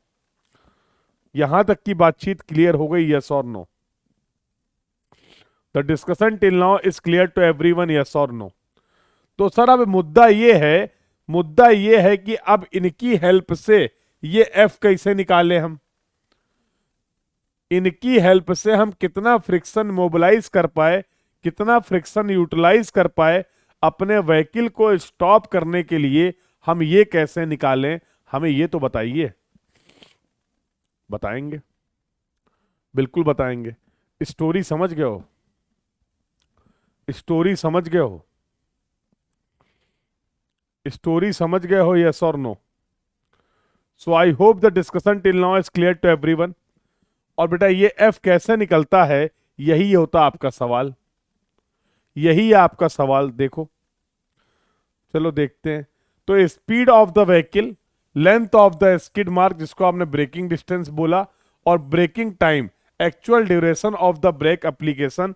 हम ये मान के चल रहे हैं इस टेस्ट में हमारी जो ब्रेकिंग इफिशियंसी है वो 100% है। मतलब जितना भी फ्रिक्शन अवेलेबल था, हमने उस पूरे फ्रिक्शन को यूटिलाइज कर लिया। तभी तो अगर एफ डैश और एफ की वैल्यू सेम होगी, तभी तो ब्रेकिंग इफिशियंसी 100% आएगी, तभी तो ब्रेकिंग इफिशियंसी 100% आएगी, यस और नो? तो इस टेस्ट को कंडक्ट करते समय हमें ये 3 पैरामीटर मेजर करने थे, इनमें से कोई भी 2 मिल जाएंगे, हमारा काम चल जाएगा। अरे बचपन से पढ़ते चले आ रहे हैं, v बराबर u प्लस ए टी, याद है? s बराबर u t plus half a t square, v square minus u square is equal to 2as। उन्हीं इक्वेशंस को यूज करके अभी हमारा काम चलने वाला है। चलो दिखाते हैं। तो फॉर एग्जाम्पल ये पहला सवाल है, इसको सॉल्व करिए। तो फॉर एग्जाम्पल ये पहला सवाल है, everyone try to solve this question. इस तरीके के क्वेश्चंस आपको देखने को मिलते हैं, इस तरीके के क्वेश्चंस आपको यहां से देखने को मिलते हैं।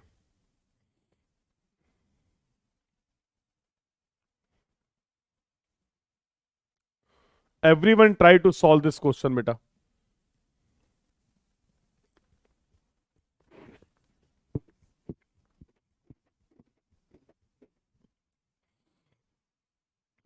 Everyone try to solve this question.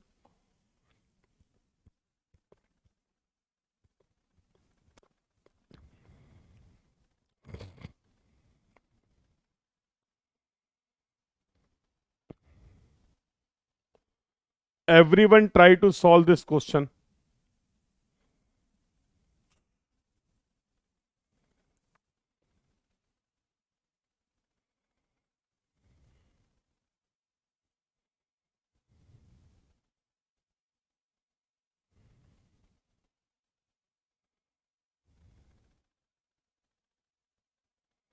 तो आंसर आ गया 0.609। आंसर आ गया 0.609। Any other answer from anyone? Any other answer from anyone? Any other answer from anyone?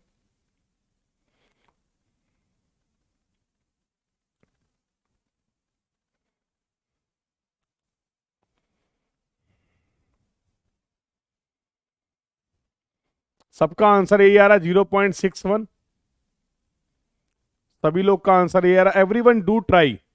बेटा कोई केवल सॉल्यूशन का वेट नहीं करेगा। आप सही आंसर निकालिए, आप गलत आंसर निकालिए, कोई दिक्कत नहीं है। बट कोई भी टॉपिक अगर हम लोग क्लास में कवर कर रहे हैं और कोई भी क्वेश्चन आपको दिया गया है, उस टाइम को इफेक्टिवली यूटिलाइज करिए और एफर्ट करिए अपने। तो केवल सॉल्यूशन नोट करने से काम नहीं चलेगा। तो जो लोग भी ऐसी गलती कर रहे हैं कि ठीक है सर ने 1 मिनट 2 मिनट का टाइम दिया, वेट कर लेते हैं, इसके बाद छाप लेंगे, उससे आपका कंसेप्ट डेवलप नहीं होगा बेटा। तो ये बिल्कुल हैबिट में ले आइए आप। किसी भी क्लास को अटेंड करते समय, किसी भी सब्जेक्ट को कंप्लीट करते समय, ये क्लास में जो आपको क्वेश्चंस दिए जाते हैं उनको बहुत अच्छे से आपको अटेम्प्ट करना है। चलिए सवाल देख लेते क्या बोला गया। कह रहा है find out the coefficient of the friction. चलो, तो हमने इसको एफ डैश से रिप्रेजेंट किया था। कह रहा है if the braking distance is 5.8 metre और स्पीड जो थी वो 30 kmph है। स्पीड जो है वो 30 kmph है। मतलब हमें ब्रेकिंग टेस्ट की हेल्प से यहां पर स्किड मार्क पता है और स्पीड पता है। यहां पर हमें क्या पता है, यहां पर दो पैरामीटर पता है, एक तो ब्रेकिंग डिस्टेंस पता है और दूसरा क्या है, स्पीड पता है। कुछ बचा ही नहीं यार। हम जानते हैं हम जानते हैं एलबी होता है v² अपॉन 2gf। अब भैया यूनिट चेंज कर लेना, क्योंकि ये रखते हैं मीटर में। तो 5.8 metre will be equal to 30 × 5/18 का whole square divide by 2 × 9.81 into f dash कर दें। बोलो भाई। तो 30 है ना, ये 36 नहीं है। तो this is going to be 30 × 5/18 का होल स्क्वायर, ठीक है, डिवाइड बाई 5.8 इंटू 2 × 9.81। ये क्या कर दिया मैंने, जस्ट वेट। तो 30 × 5/18 का होल स्क्वायर डिवाइड बाई, ये आ जाएगा 2 × 9.81 इंटू 5.8। तो 0 पॉइंट एफ डैश की जो वैल्यू आ रही है वो 0.610 आ रही है। जिनका भी ये आंसर आ रहा था सही है, जिनका भी आंसर आ रहा था सही है। समझ में आया बेटा? ये करना था केवल, ये करना था केवल। हो जाएगा।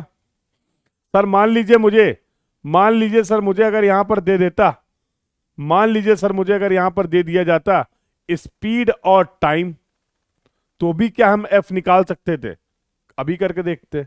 तो let's take one more question. तो मान लो ब्रेकिंग टेस्ट में स्पीड दिया गया है 30 kmph और ब्रेक रिएक्शन टाइम दिया गया है 2 सेकेंड का। पूछा गया है एफ डैश की वैल्यू क्या होगी, पूछा गया है एफ डैश की वैल्यू क्या होगी, निकालिए। फिर से वही सवाल है, but now this time you know the speed, you know the speed and the brake reaction time, braking time. अरे भैया कोई दिक्कत की बात नहीं, निकाल सकते हैं। सॉल्व करें? Should I start the explanation?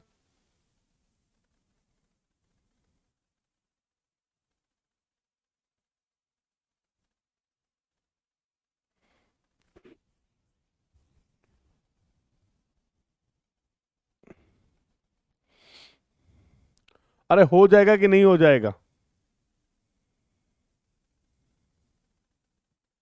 क्या अप्रोच लगाएंगे,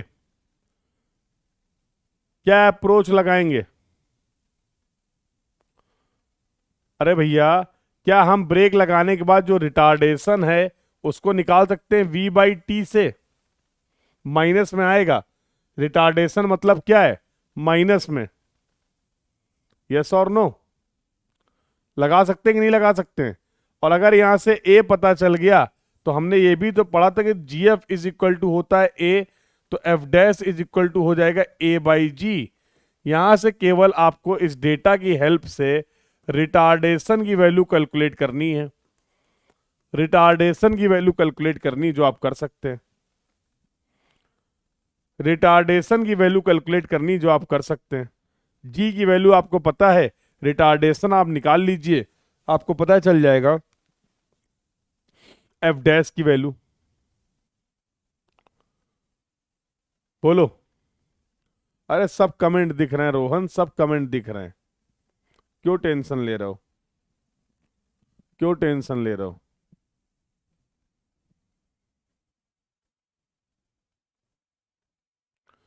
क्लियर है? अरे हाँ बिल्कुल। v इज इक्वल टू क्या होता था, u प्लस 80। फाइनल स्पीड क्या होने वाले, 0। This is going to be u plus 80। तो 80 विल बी इक्वल टू हो जाएगा माइनस यू, ऐसे लिख दो। तो यहां से a क्या हो जाएगा, -u/t। यही तो आ रहा है। तो ब्रेक लगाते समय स्पीड थी 30, फाइनल स्पीड तो 0 ही हो जाएगी ना, फाइनल स्पीड तो 0 ही हो जाएगी ना। तो आंसर निकाल लें। तो रिटार्डेशन हो जाएगा 30 × 5/18 डिवाइड बाई 2, यही है ना, देखो कितना आ रहा है। तो 30 × 5/18 डिवाइड बाई 2, ये आ रहा 4.166, तो F हो जाएगा A/G, तो 4.166 9.81, that will be equal to 0.4247, 0.4247 हो जाएगा। तो ये छोटे छोटे सवाल आपको देखने को मिलते हैं, खेल लोगे? ये छोटे छोटे जो सवाल आपको यहां से देखने को मिलते हैं, खेल लोगे? यस और नो, बोलो बेटा। चलो, तो ये तो बात कर ली कि कैसे हम फ्रिक्शन की वैल्यू को कैलकुलेट कर सकते हैं। एक बार सभी लोग कंफर्म कर देंगे चैट बॉक्स में, ये कैसे होता है, क्या क्या केसेस हैं, क्लियर है सभी को? यहां तक का डिस्कशन सभी को क्लियर है? यस और no? The discussion till now is clear to everyone?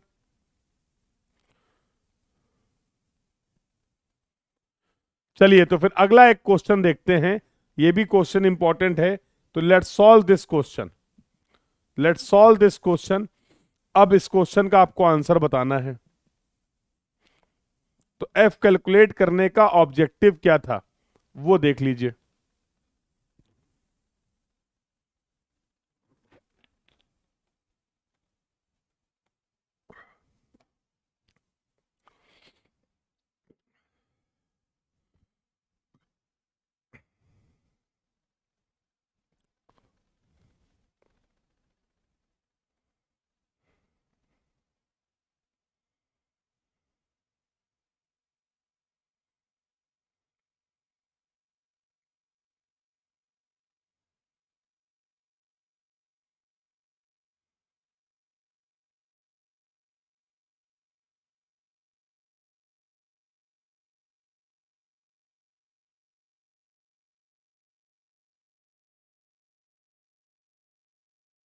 What will be the answer for this question?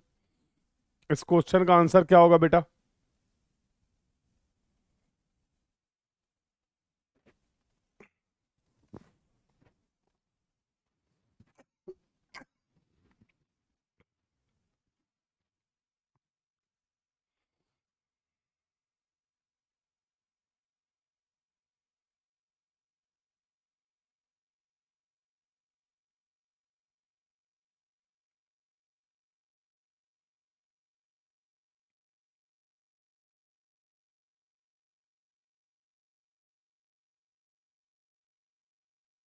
तो have you got the answer for this question? Answer आ गया बेटा? Please confirm in the chat box.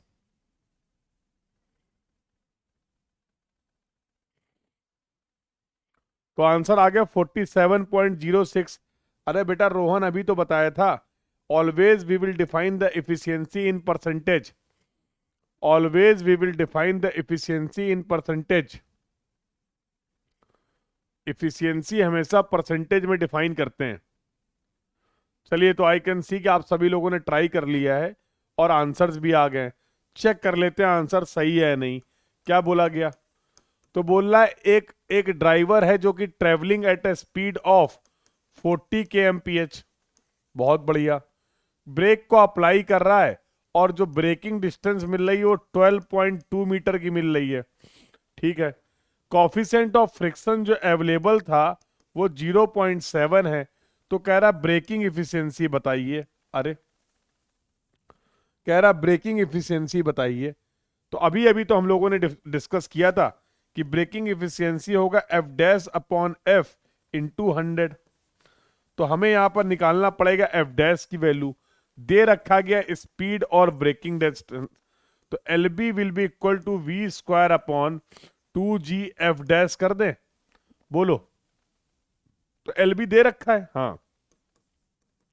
तो 12.2 will be equal to बेटा 40 into 5/18 का whole square divide by 2 into 9.81 into f dash कर दें। तो आई थिंक यहां से हम लोग एफ डैश की वैल्यू निकाल सकते हैं, जरा निकाल ही देते हैं। तो 40 इंटू 5/18 का स्क्वायर डिवाइड बाई हो जाएगा 12.2 इंटू 9.81। ये क्या ही कर रहा हूँ मैं।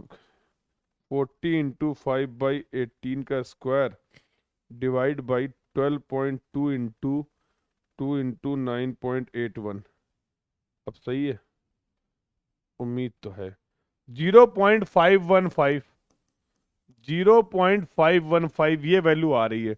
Do all cross check the calculation part बेटा, कैलकुलेशन जरूर चेक कर लीजिएगा। तो E braking efficiency will be equal to क्या हो जाएगा, 0.515 डिवाइड बाई 0.7 मल्टीप्लाई बाई 100। तो this will be equal to 73.68%। This will be equal to 73.68%।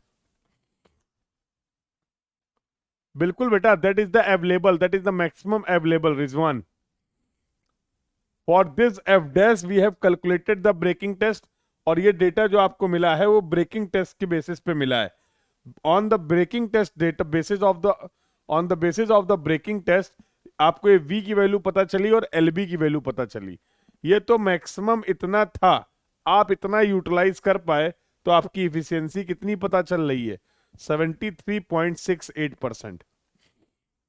तो आपकी इफिशियंसी कितनी निकल के आ गई, 73.68%।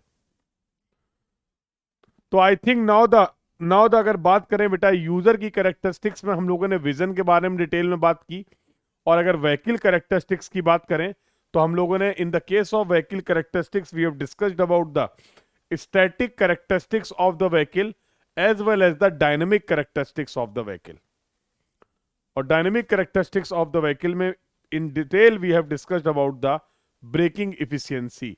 एवरीवन प्लीज कंफर्म कि यहां तक की सभी बातें सभी को क्लियर हैं। The discussion till now is clear to everyone. क्योंकि ये बताना इसलिए जरूरी है कि यहां तक के डिस्कशन में जो ट्रैफिक इंजीनियरिंग के 3 पार्ट थे, तो ट्रैफिक इंजीनियरिंग को बेटा हम लोग 3 पार्ट में पढ़ेंगे। पहला पार्ट था ट्रैफिक की कैरेक्टरिस्टिक्स, ट्रैफिक की कैरेक्टरिस्टिक्स जो कि हम लोगों ने कर लिया है कंप्लीट। यहां पर हमें बात करनी थी यूजर की कैरेक्टरिस्टिक्स की और व्हीकल की कैरेक्टरिस्टिक्स की। यूजर की कैरेक्टरिस्टिक्स में हमें डिटेल में बात करनी थी विजन की, पेरीफेरल विजन की, पेरीफेरल विजन की हमें बात करनी थी। और हमें बात करनी थी आई साइट की, हमें बात करनी थी आई साइट की। और व्हीकल की कैरेक्टरिस्टिक्स में हमें बात करनी थी static characteristics of the vehicle और dynamic characteristics of the vehicle. I think हम लोगों ने ये सभी बातों को सक्सेसफुली कंप्लीट कर लिया है। We have completed this discussion, yes or no? We have completed this discussion, yes or no? और I hope the entire discussion is clear to everyone. यहां तक की सभी बातें सभी को बहुत अच्छे से क्लियर हैं। अगला पार्ट जो बेटा अब स्टार्ट करेंगे हम लोग, that is going to be the second part, second and the very important part, second and the very important part, and that is going to be the traffic की studies. That is going to be the traffic की studies. चलो इसके बारे में थोड़ी सी मैं बातचीत कर लेता हूं और इसको कल से हम लोग स्टार्ट करेंगे। बिल्कुल कल आपकी एज यूजुअल जो क्लासेस रहती हैं वो क्लासेस उसी तरीके से हैं, उसी शेड्यूल को हम लोग फॉलो करेंगे। अरे दिन का, साल का पहला दिन है, क्यों? कल साल का, नए साल का पहला दिन है, 2023 का पहला दिन है। अच्छे से मेहनत करेंगे, क्यों भाई? क्या बोलते हो? ये क्लास आपकी 9 to 10:30, ये क्लास जो है वो 9 to 10:30 होंगी बेटा। मिस्टेक अगर आप कुछ ट्राई करोगे तो डेफिनेटली मिस्टेक होंगी, तो मिस्टेक से घबराना नहीं है। कोई भी काम हम नया नया स्टार्ट करते हैं, कुछ करना सीख रहे हैं, तो उसमें तो मिस्टेक होती है ना। अगर उन मिस्टेक से घबरा जाओगे, अटेम्प्ट करना बंद कर दोगे, तो क्या होगा? फिर वो मिस्टेक्स कभी खत्म नहीं होंगी। लगे रहोगे, दो बार मिस्टेक होगी, 4 बार मिस्टेक होगी, 10 बार मिस्टेक होगी, कभी ना कभी तो चीज खत्म हो जाएगी ना। बिल्कुल, तो कल बिल्कुल पूरी एनर्जी के साथ, बिल्कुल जितना भी मैक्सिमम टॉपिक हम लोग कवर कर पाएंगे, डिस्कशन कर पाएंगे, वो करेंगे। क्लियर है? हाँ, ये गलती मत करना कि कुछ लोग फिर मॉर्निंग वाली क्लास मिस कर देते हैं और फिर पूरा दिन थोड़ा सा लैग फील करते हैं। क्योंकि एक क्लास जब आपकी मिस हो जाती है तो आपको नेक्स्ट क्लास में उतना अच्छे से कनेक्टिविटी नहीं बन पाती है। तो ये मेरा सजेशन है, डोंट मिस एनी क्लास। ठीक है, तुम्हें जगना पड़ रहा है, थोड़ा पेन लेना पड़ रहा है, तपस्या है भाई, पहले ही बता चुका हूं, तपस्या है। प्रिपरेशन अपने आप में एक तपस्या है। तो अगर आज पढ़ाई के लिए कुछ चीजों का त्याग कर रहे हो, तो भरोसा मानो ये जिंदगी आपको ऐसी ऐसी चीजें वापस करेगी जो आपने कभी सोची भी नहीं होंगी। होते ना उम्मीद से ज्यादा। तो तुम बस शिद्दत से, ईमानदारी से अपनी तपस्या करते रहो, रिजल्ट भी तुम्हें एक से एक बेहतरीन मिलेंगे, ये वादा है तुमसे। अरे एक्सपीरियंस है लाइफ का, ये समझ लो बस तुम। ठीक है, बिल्कुल ये आपके लिए बता रहा हूं मैं। तो जहां तक आप सोच पा रहे हैं, जो आपको अपनी जिंदगी से उम्मीदें हैं, उससे ज्यादा भी आपको रिजल्ट्स मिलते हैं। बस आप केवल ईमानदारी से अपने मेहनत करते रहिए, एफर्ट करते रहिए। अरे कल को पेपर निकले ना निकले, वो सब बेकार की बात देखा जाएगा। हम किसी की भी आंखों में आंखें डाल के ये तो बोल पाए, और किसी की तो छोड़ो, अपनी आंखों में आंखें डाल के एक बार ये तो बोल पाए कि भाई मेहनत तबीयत से करी थी। इससे ज्यादा आप कर नहीं सकते। पूरी तरीके से सेटिस्फाई हैं, हमने अपनी प्रिपरेशन में जितना भी मेरी कैपेबिलिटीज थी, जो भी मेरी लिमिट्स थी, मैंने अपना 100% दिया। अगर ये जवाब तुम अपनी प्रिपरेशन के बाद दे पा रहे हो ना मेरे लाल, रिजल्ट आए ना आए कोई फर्क नहीं पड़ता, यकीन मानो मेरी इस बात का। अगर इतने कॉन्फिडेंट हो के इस लेवल तक जाके आप अपने आप को ये बोल पा रहे हो कि good, you tried your best. हो सकता है कि इस एग्जाम में आपके रिजल्ट ना आए, लेकिन जीवन में बहुत आगे आप जाओगे, इसमें कहीं कोई डाउट नहीं है। एक एक एफर्ट आपका इस प्रिपरेशन के दौरान जो आप पुट कर रहे हैं, वो सब आपको रिजल्ट देगा।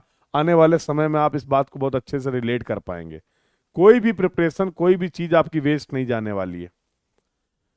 तो किसी और के लिए नहीं कि इनको क्या कहेंगे, उनको क्या कहेंगे, किसको क्या कहेंगे, खुद से ये कहना है बस कि हमने तैयारी ईमानदारी से करी, दैट्स इट।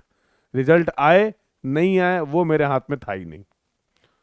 ठीक है, तो कई बार ऐसा होता है ना, एग्जाम्पल के लिए, रेफरेंस के लिए, आई होप आप सभी ने कलाम साहब की बुक पढ़ी होगी। हाँ, विंग्स ऑफ फायर पढ़ी है बुक? किसी ने पढ़ी है? डॉक्टर एपीजे अब्दुल कलाम साहब की बुक है। हाँ, पढ़ी है? तो उसमें आप पढ़ोगे, उसका एक पॉइंट है, मैं आपको बताता हूं। तो उन्होंने बोला कि, हाँ, उन्होंने बोला कि मैं करियर अपॉर्चुनिटी, बहुत बहुत मन था उनका, हाँ, एरोनॉटिकल इंजीनियरिंग में जाने का। हाँ, बहुत ट्राई भी किया उसके लिए, पूरी शिद्दत से ट्राई किया, पूरी शिद्दत से ट्राई किया, बहुत पेपर दिए, सब कुछ दिया। हाँ, नहीं हुआ। डिसअपॉइंट भी हुए, रोए भी, दुखी भी हुए कि यार इतनी मेहनत कर रहे, बहुत मन है, जान लगा देंगे एकदम, सब कुछ किया, बट उसके बाद रिजल्ट नहीं मिले। रिजल्ट नहीं मिले, जहां पर जिस पोस्ट में वो जाना चाह रहे थे, नहीं बन पाए। फिर बने क्या, वो आप सबको पता है। फिर वो कहां तक पहुंचे, वो आप सबको पता है। यस और नो? बिल्कुल। तो रियल लाइफ एग्जांपल है ये आपके पास, हाँ? सीख सकते हैं आप इससे। फिर वो कहाँ तक गए और क्या क्या बने, ये आपको बहुत अच्छे से पता है। उन्होंने अपने लाइफ में, अपनी फील्ड में, देश के लिए, पूरी दुनिया के लिए क्या क्या कंट्रीब्यूट किया, कैसे उन्होंने अपनी चीजों की लर्निंग्स का इम्पैक्ट दिया हम सभी को, वो सबको पता है। तो यार बस मेहनत ईमानदारी से करो। और ये भी नहीं कि सर क्या बेस्ट होता है, हमें नहीं पता बेस्ट क्या होता है। हमें ये पता है कि हम जितना कर सकते थे ये हमने पूरा किया है। मैं कभी नहीं बोलता कि मैं आपको हाईवे इंजीनियरिंग जो पढ़ा रहा हूं, ये सिर्फ और सिर्फ ब्रह्मांड में इतनी ही हाईवे इंजीनियरिंग है। नहीं भाई, मुझे जितनी आती है, मैं जितना सीख सकता हूं, मैं जितना सीख रहा हूं, मैं आपको 100% देने की कोशिश कर रहा हूं। ये मेरा ऑब्जेक्टिव है। बहुत सारी चीजें हो सकता, मुझे भी हो सकता क्या है नहीं पता है मुझे, बिल्कुल प्रैक्टिकल बोल रहा हूं मैं आपसे। बहुत सारी चीजें हैं ऐसी। यस और नो? बट हाँ, मैं जितने इस काम के लिए एफर्ट कर सकता हूं, मैं वो अब कर रहा हूं। मैं अपना ट्राई कर रहा हूं, बेस्ट कर रहा हूं, कंटिन्यूअसली चीजों को आपके लिए इम्प्रूव कर रहा हूं। आपके लिए एक्सप्लेनेशन कैसे बेहतर से बेहतर हो, आसान से आसान हो, उस पर लगातार काम कर रहा हूँ। I am just trying to give my best. बाकी 100% क्या होता है ये मुझे भी नहीं पता है। सबके कमेंट दिख रहे हैं, सबके कमेंट दिख रहे हैं। ठीक है, तो आप लोग भी थोड़ी सी अप्रोच रखो यार। ठीक है, तो at the end of the day, दिन के आखिरी में जब आप सोइए, तो बस एक बार अपने आप से ये पूछ लो कि आज पूरे दिन तुम जो बेस्ट कर सकते थे, जो एफर्ट कर सकते थे, तुमने वो किए हैं कि नहीं, खुद से पूछिए। अगर जवाब आ रहा है हाँ, चैन से सो जाओ, अगले दिन उठो और फिर से काम पे लग जाओ। अगर जवाब नहीं आ रहा है कि नहीं नहीं और भी अच्छा कर सकता था लेकिन करा नहीं है, तो फिर उसको आइडेंटिफाई करके उसको सही करने की जरूरत है। भावनाओं में आके तुमने बहुत लंबा मोटिवेशन ले लिया। जनरली इतना मोटिवेशन होता नहीं है हमारे पास। चलो ठीक है, जरूरी है ये भी। ठीक है, तो the now the next part that we are going to start from the tomorrow, और मॉर्निंग की क्लास में बेटा जो डिस्कशन स्टार्ट होगा that is related to the various traffic studies and analysis. सभी लोग बिल्कुल टाइम पे क्लास को ज्वाइन करेंगे। हर टॉपिक से एक क्वेश्चन में आपके आते हैं आपके एग्जाम में, और हर स्टडी को बहुत डिटेल में हम लोग बातचीत करने वाले हैं, बहुत इंपॉर्टेंट है। तो do join the class on the time. और पहली क्लास आई थिंक आपकी मॉर्निंग 9 AM पे है। The first class is at 9 AM, yes और नो? चेक कर लेना शेड्यूल। हाँ, ठीक है, तो कल आपकी पहली क्लास है मॉर्निंग 9 AM, तो do join the class on the time. So मिलते हैं फॉर द फर्दर डिस्कशन। और बिल्कुल थोड़ा बहुत इंजॉय भी करो, बहुत ज्यादा स्ट्रेस में रह के पढ़ाई नहीं होती, ठीक है? बहुत ज्यादा दिल को खुश रखो और बेहतरीन जाके अब थोड़ी बहुत देर इंजॉय करो। ठीक है, फैमिली के साथ, दोस्तों के साथ, जहां पे भी हैं, जिनके साथ भी हैं, अच्छे से न्यू ईयर का वेलकम करिए, पॉजिटिव एनर्जी के साथ, पॉजिटिव माइंडसेट के साथ। जो कुछ भी गलतियां हुई 2022 में, हम सब इंसान है भाई, गलतियां होती हैं। ठीक है, जो कुछ भी गलतियां हुई, जिन भी मिस्टेक्स को हम आइडेंटिफाई कर पाए, उनको आइडेंटिफाई करिए और कोशिश करिए कि अब धीमे धीमे करके उनको हम लोग उन कमियों को, अपनी गलतियों को इम्प्रूव करें और ख़त्म करें। ठीक है, तो happy new year to all of you. और आई होप आप सभी की ज़िंदगी में जो 2023 है, बहुत सारी खुशियाँ, बहुत सारी अच्छी अच्छी चीज़ें आपके साथ हों 2023 में। और आप अपने टाइम को, और जो भी आपके रिजल्ट्स हैं, जो भी आपके टारगेट्स हैं, जिनको आप अचीव करना चाह रहे हैं, जिसके लिए आप मेहनत कर रहे हैं, उन सभी चीज़ों को आप अचीव कर पाएँ। अच्छा स्वास्थ्य रहे आपका, आपकी फैमिली में सभी लोग अच्छे रहें, इसी उम्मीद के साथ इस क्लास को हम लोग यहीं पर एंड करते हैं। मिलते हैं मॉर्निंग 9 AM पे। तो once again happy new year to everyone. ठीक है, thank you everyone, keep learning dear, thank you.